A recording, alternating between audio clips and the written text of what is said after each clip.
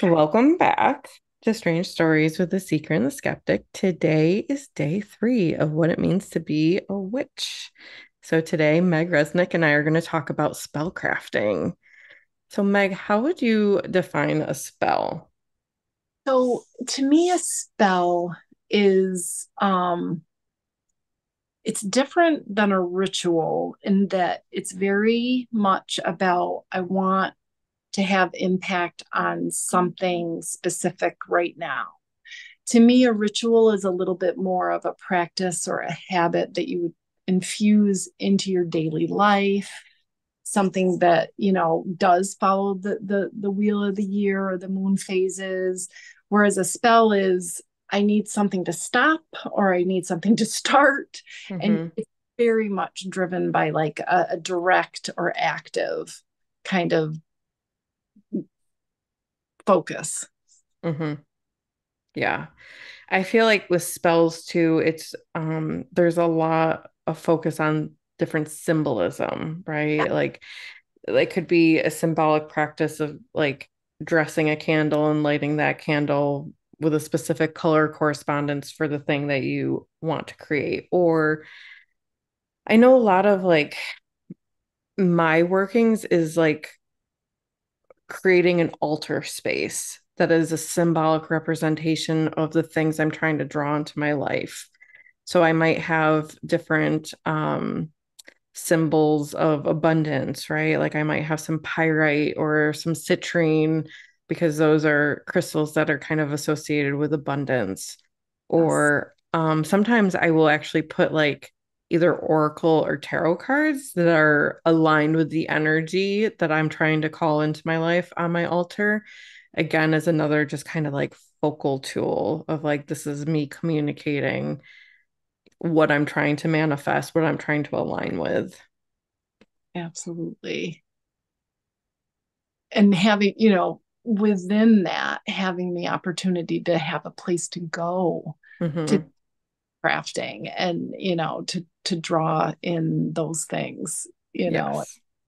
that is a nice place to do spell work. Yes. Yeah, I think with spell work, it's kind of important to create like a sacred space, right? So it could be an altar, and it could be creating a sacred, like almost liminal container of casting a circle. So how would you describe casting a circle? So just that it is definitely creating sort of a boundaried circle that allows you to amp up the energy within that circle, and it doesn't doesn't have to be a physical circle. It can be in your vision, in your imagination. But if you I'm sure everybody has seen a circle before with on TV, which drawing a circle, it's very much about creating a sacred space, and not allowing any negativity or any other pathogens within that space, and allowing yourself to draw energy and ground yourself in that space so that you Mhm. the highest level of power to manifest and do your spell work. And, yeah. Yeah. And I mean, I think witches will do this in kind of different ways. I think traditionally it's like calling on the elements, right? So calling in the energy of earth, air, fire, water, spirit, and kind of creating a circle in that way. But I think it could be as simple as just imagining an energetic circle around you, like you're sitting in this bubble of white light. I feel like Yep. it could be that could work just as effectively. Absolutely. Yeah. You don't need to have all the tools. And I mean, think about it. If you're in a situation where you're not alone, Hmm. in the middle of the mall, and you want to create a circle around yourself, Hmm. you wouldn't necessarily be putting out your crystals and, you Yeah. really can just have that intention of calling in, and also just having that boundary, and Yeah. that within your mind's eye. Yeah. And if you've never, I'm talking to our listeners, if you've never cast a circle before and kind of sat in that energy, it does feel different. And I remember doing a women's circle years ago where we cast a circle, we're sitting in it. And like one of the members said, like, if you want to leave the circle, you got to like draw a door and like open it and close it so that you're not like breaking the circle. And I remember doing that. Like, I don't know, I probably had to go to the bathroom or something like that. Or And the temperature was different. The temperature was so much warmer inside of the circle versus outside of the circle. Like, there was a very noticeable difference. So to me, it's like we raised our collective energy and really did create the sacred space in that room. yeah, no, it definitely is different. That's great. I love that you did that. Um, and yeah, I mean, within that, you definitely don't want to um have a situation where someone is just like jumping out of the circle. It can Hmm. really break that boundary before you've properly closed it. Yeah. Um, yeah.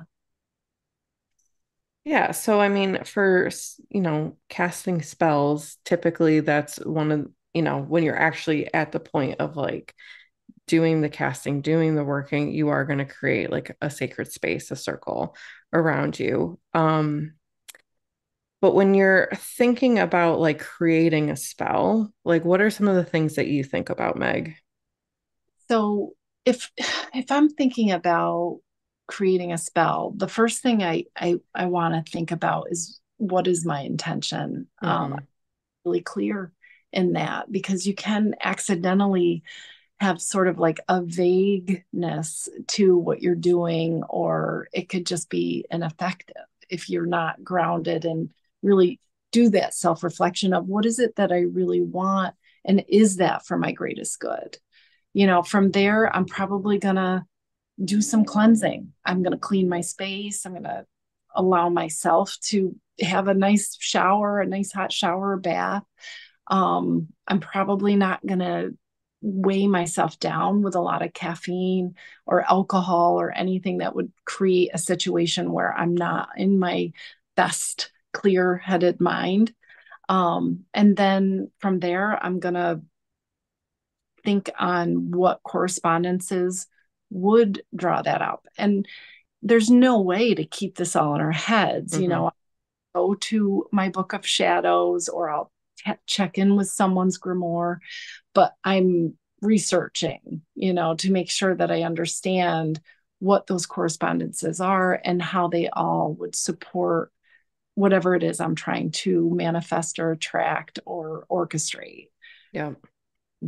From there, I'm gathering tools and allowing myself to cast the circle, or sometimes I don't. If it's a short thing, sometimes I won't cast a circle. It's not Hmm.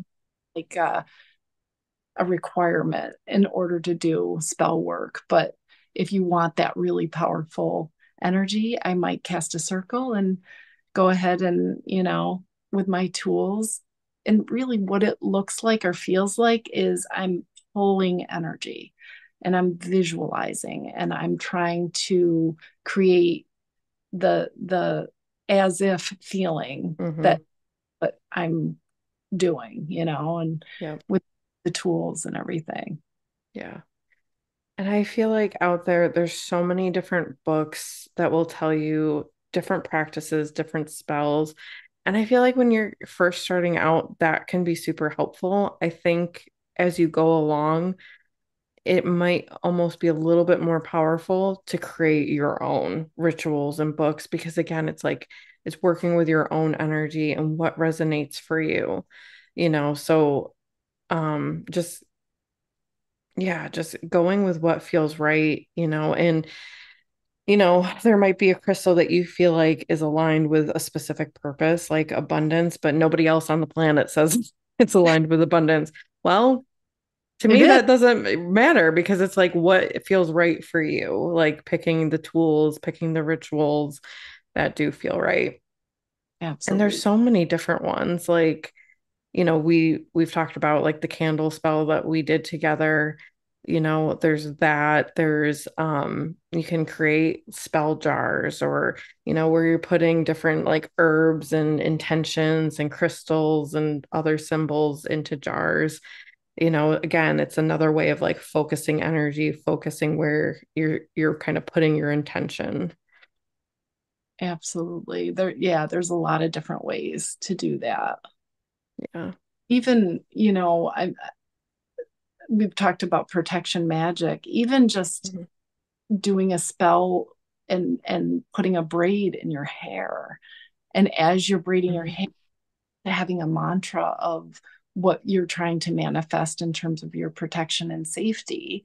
You wear Yep. that for the day, and it's like the Hexenspiegel. You are now protected, and you're Hmm.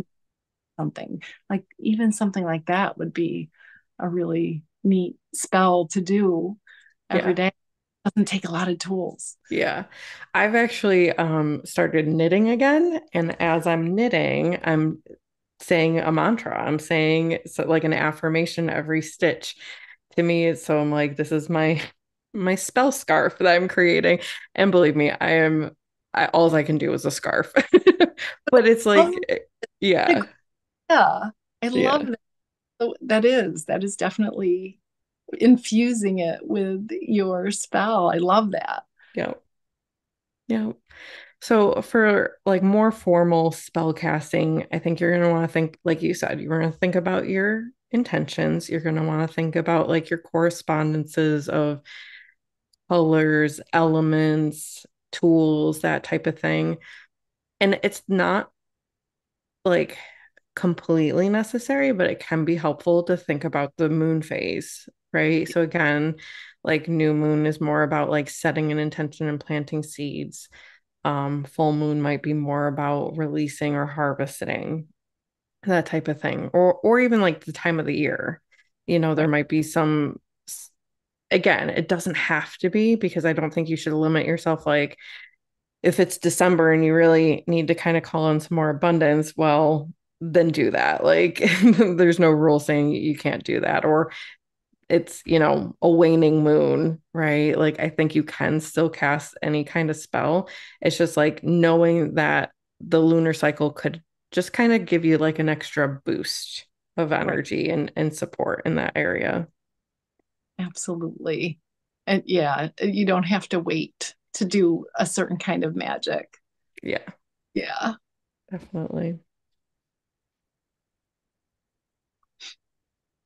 Have there been any spells that you can think of that you've cast that have been particularly like effective for you? Um, yeah, let me think. So I guess one of the tried and trues that I do pretty regularly is the cleansing. Mhm. I feel like although that might not be a specific spell, I feel like when I have been able to create a clearing of my space, that all of a sudden I'm manifesting money, you know, Hmm. I'm having some form of abundance. So I'm a firm believer in, I guess maybe it's the rituals that have been really successful for me. As far as spells, I haven't dabbled as much in spell work, but for me, it's important to recognize that with those experiences, with those kinds of manifestations, it may take a while. And I don't know if we Yeah. will connection to it's because I did that spell. Yeah. I think it's important to just stay open. And I think that's why a book of shadows or a grimoire is helpful, because you can document and then go back through and say, oh, I did that in April and it's now September, but I think it worked, Yeah. you know? Yep. So, yeah, I think a really important thing for people to know is like you a spell can help kind of like set energy in motion, but then you have to carry it. You have to keep going with it. So you can't just like sit around and wait for the spell to come true.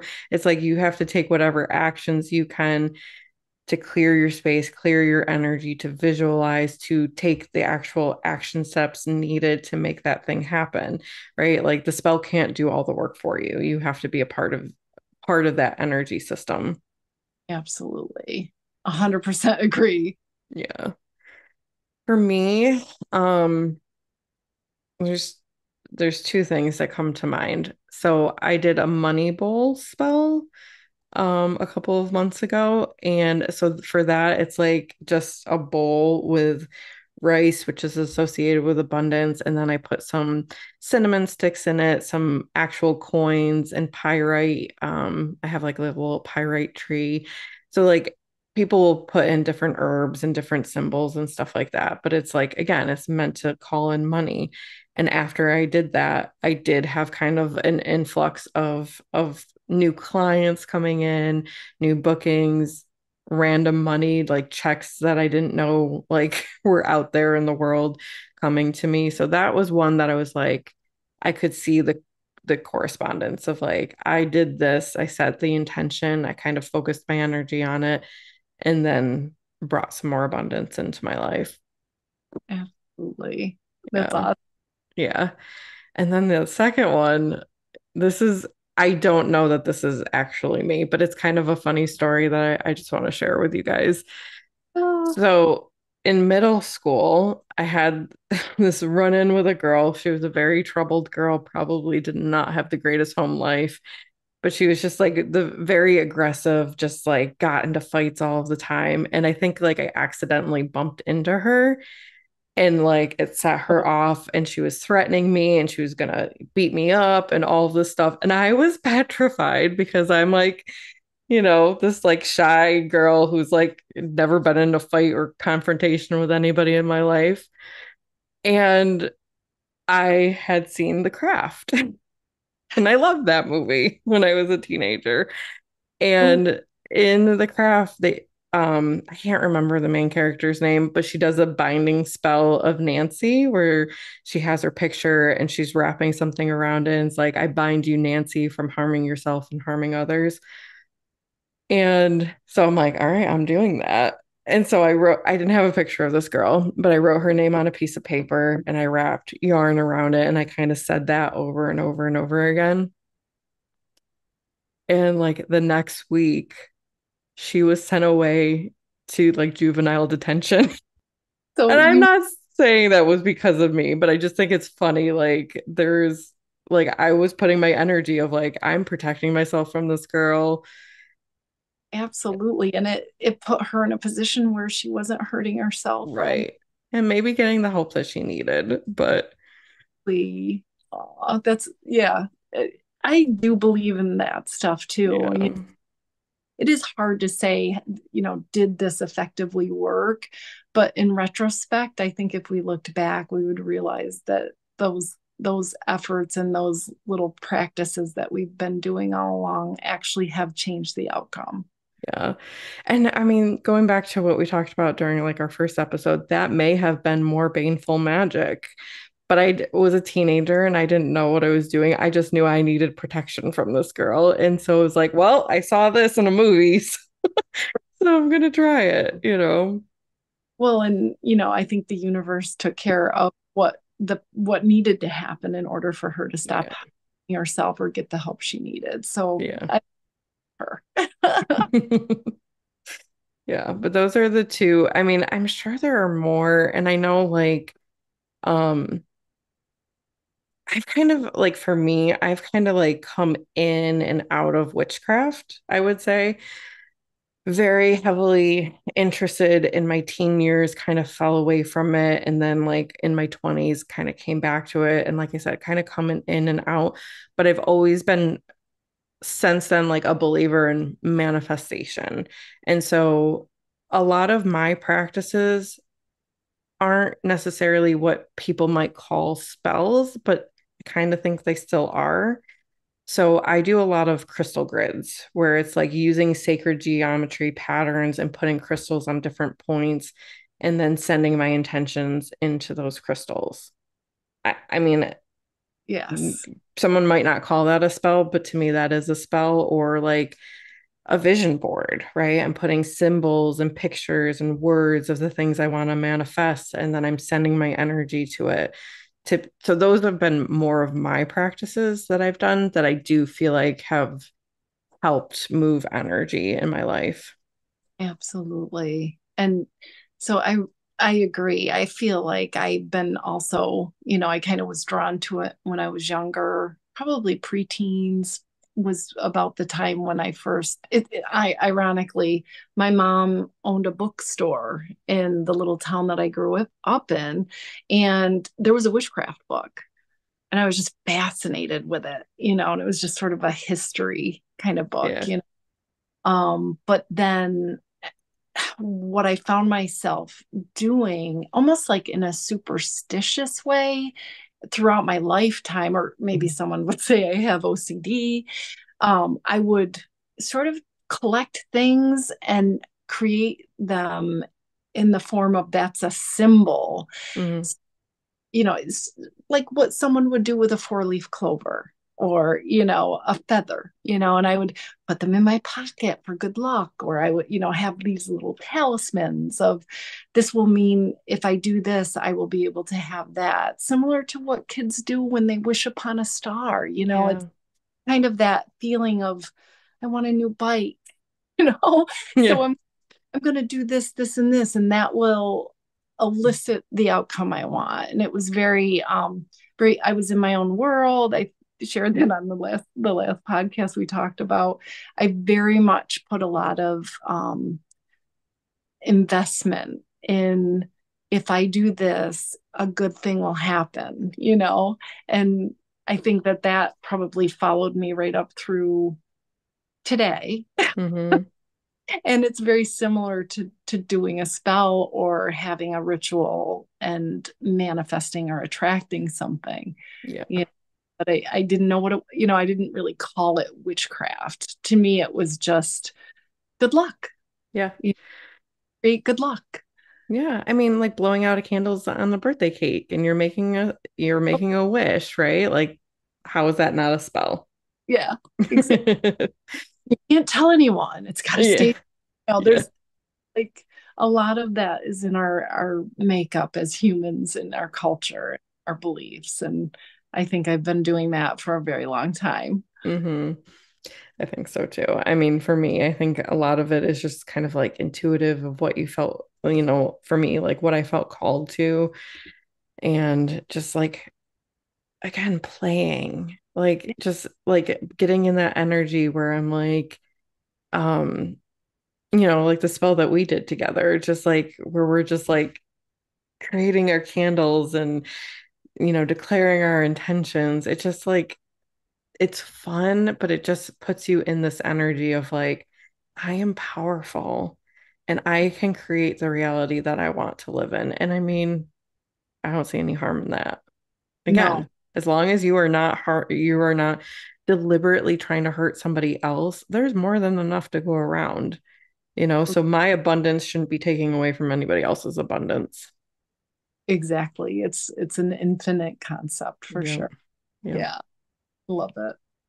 Yeah, I mean, I feel like that probably does lead into the idea of if you if you are doing a spell, go ahead and record that, let yourself write down what you did. So if you do find yourself in a position of reflection and realization that it worked, then now you have a spell that you can do again, or you Hmm. can someone else, so I do think it's important to have a place to put Yeah. your spell work and your rituals, and sort of a guide, a place where you can go. And I think you should probably make it as beautiful as the magic that you're performing. Yeah. And you had shared something with me that I did not know, that there's a difference between a book of shadows and a grimoire. So tell us the difference. So a grimoire is sort of like you could buy one, it's letting you know all about the different correspondences and the different elements of magic, and wheel of the year and all the things that are influence influence our magic, or that we, good information to have, good things to know. Whereas a book of shadows is your sort of personal diary of your magical work. So it could contain the same things that a grimoire has, but you are going to put your own personal spells in there and your experiences as like in the form of almost a journal, Mm-hmm. um a, a book of shadows is something that is highly protected as well, because it's literally it's your heart and your soul. you've Mm-hmm. you've turned it into something that is a piece of art, Yeah. you know. A grimoire is a little more generic in terms of these are the kinds of things, which is usually no, Yeah. you know. But yeah, so a grimoire can be a beautiful artistic expression as well. Mm-hmm. Yeah, more of like a reference tool or like I think you said like a textbook kind of like, here's the information, whereas the Book of Shadows is how have I applied it and how has it worked for me? Yeah, that's really cool. So we have created a grimoire for you guys, and there's going to be a couple ways that you can get it. So first is by joining our mailing list at brittanyroseauthor.com. So that will go out. And also and all this will be linked below in the show notes. Um, I have a Facebook group called The Healing Garden, and so that is going to be available there as well. So there's two different ways that you can get a copy of that. And I think our intention with this was just as giving people like a starting place, right? This is not the end all be all. We're just kind of giving you some basic information about the different lunar phases, the different magical correspondences, things about the elements, some information about crystals and herbs and colors and stuff like that. So it's a starting point. It is not a complete document. It is meant of give you information and then you can continue to kind of like go and explore and, create your own actual Book of Shadows. Yeah, absolutely. We're trying to build a community too, and Yeah. also normalize and destigmatize the Yes. idea of magic and witchcraft and what it Yes. be a witch. Yes. So if you're here at the end of day 3 of us talking about this, nothing we have said has been negative. Nothing has been nefarious, evil, right? We're not connecting with any demons or the devil or anything like that. This is all just purely working with energy, connecting with source, connecting with the elements to just create magically beautiful lives. Right. Nothing wrong with that. Celebrate your spirituality. Exactly. Oh, All right. Thank you guys for being with us. We appreciate it so much and stay magical. thank you guys. Thank you so much for being here. If you have a strange story you want to share with us, email us at seekerandskeptic@gmail.com. We look forward to talking to you soon.